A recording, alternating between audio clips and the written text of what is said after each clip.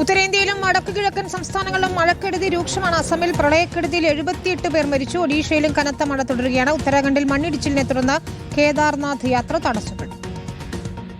അസം പ്രളയത്തിൽ കഴിഞ്ഞ 24 മണിക്കൂറിനിടെ 3 പേർക്ക് കൂടിയാണ് ജീവൻ നഷ്ടമായത്.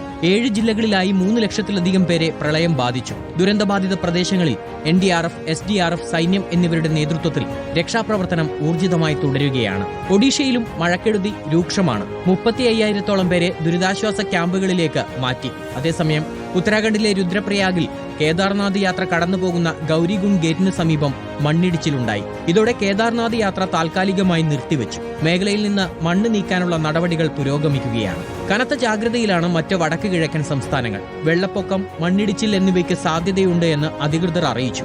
അരുണാചൽ പ്രദേശ്, നാഗാലാൻഡ് എന്നിവിടങ്ങളിലെ ചില ഭാഗങ്ങളിൽ ഓറഞ്ച് അലേർട്ടാണ്. ദില്ലിയിലും ഇന്ന് ഓറഞ്ച് അലേർട്ട് പ്രഖ്യാപിച്ചു. അമർനാഥ്, ചർദാം തീർത്ഥാടനത്തിനും നിയന്ത്രണം ഏർപ്പെടുത്തിയിട്ടുണ്ട്. റിപ്പോർട്ടർ, ദില്ലി.